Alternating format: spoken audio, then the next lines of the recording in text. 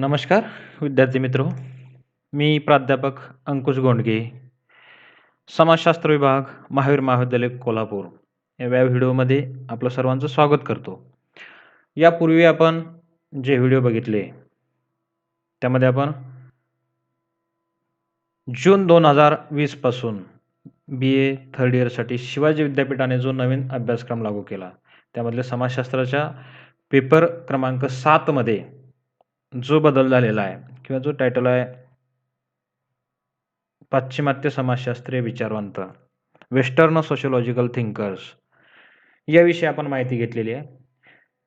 आजच्या व्हिडिओच्या माध्यमातून आपण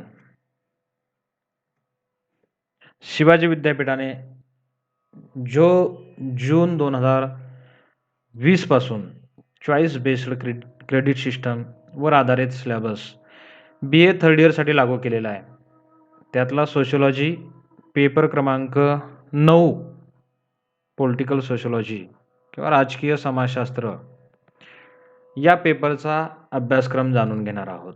यामध्ये देखील 4 मॉड्यूल आहेत. त्यामध्ये पहिलं मॉड्यूल आहे नेचर ऑफ पॉलिटिकल सोशिओलॉजी किंवा पहिलं युनिट जुन्या पद्धतीनं CBCS नुसार मॉड्यूल. पहिलं आपलं प्रकरण आहे राजकीय समाजशास्त्राचे स्वरूप, नेचर ऑफ पॉलिटिकल सोशिओलॉजी. यामधला पहिला पॉईंट आपल्याला अभ्यासासाठी आहे definition and subject matter of political sociology, राजकीय समाजशास्त्राच्या व्याख्या आणि अभ्यासविषय. हे यामध्ये जाणून घ्यायचे की राजकीय समाजशास्त्र म्हणजे नेमकं काय, त्याच्या व्याख्या कोणत्या आणि कशाचा अभ्यास राजकीय समाजशास्त्रात केला जातो हे आपल्याला पहिल्या पॉईंटमध्ये जाणून घ्यायचं आहे.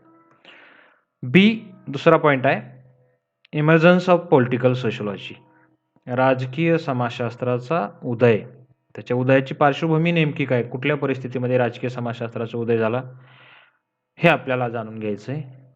आणि तिसरा पॉईंट आहे इम्पॉर्टन्स ऑफ पॉलिटिकल सोशिओलॉजी, राजकीय समाजशास्त्राच्या अभ्यासाचे महत्त्व किंवा राजकीय समाजशास्त्राचे महत्त्व काय आहे हे यामध्ये आपल्याला जाणून घ्यायचं आहे. असं हे आपलं पहिलं मॉड्यूल किंवा पहिलं प्रकरण आणि त्यामधले 3 घटक उपघटक आपल्याला अभ्यासायचे.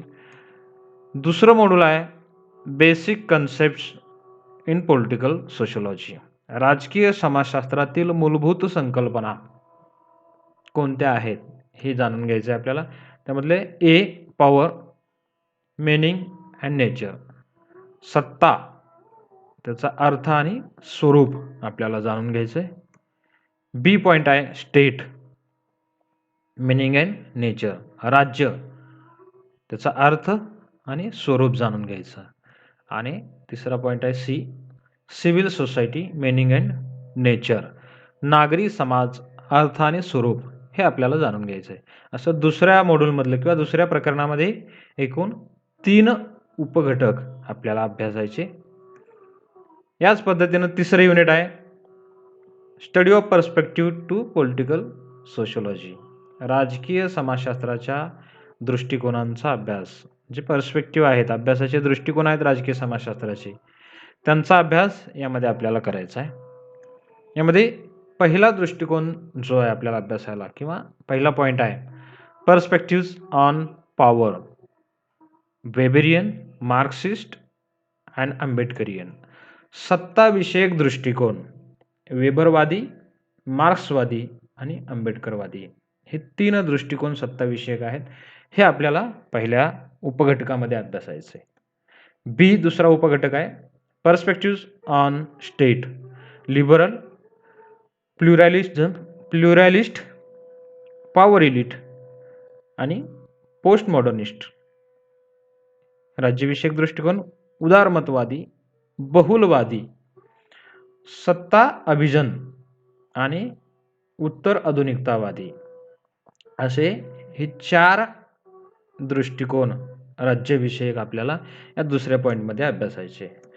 आणि आपलं यानंतर शेवटचं मॉड्यूल चौथा आहे पॉलिटिकल पार्टीज इन इंडिया, भारतातील राजकीय पक्ष. त्या अनुषंगानं पहिला आपल्याला उपघटक यामध्ये आहे political parties, characteristics and social composition.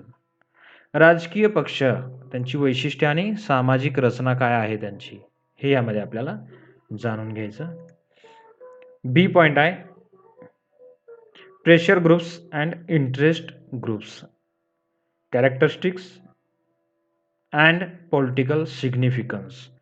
दबाव गट आणि हित संबंधित समूह किंवा हित संबंधी गट, त्यांची वैशिष्ट्ये आणि त्यांचं राजकीय महत्त्व काय आहे, हे यामध्ये आपल्याला अभ्यासायचं आहे. आणि आपल्या सिलेबसचा 4थ्या युनिटमधला शेवटचा जो पॉईंट आहे C, major political parties and their principles. प्रमुख राजकीय पक्ष आणि त्यांची तत्वे काय आहेत किंवा कुठल्या तत्वावर ते प्रमुख राजकीय पक्ष आधारित आहेत, हे यामध्ये जाणून घ्यायचं आहे. अशा पद्धतीनं आपले एकूण 4 मॉड्यूल किंवा 4 प्रकरणं अभ्यासाला आहेत या सेमिस्टरला पॉलिटिकल सोशिओलॉजी या 9व्या पेपरसाठी. यानंतरच्या व्हिडिओच्या माध्यमातून आपण या एका सब टॉपिकवरती किंवा उपघटकावरती आपण सविस्तरपणे जाणून घेणार आहोत. त्याकरिता आपण पुढचे व्हिडिओ बघूयात. धन्यवाद.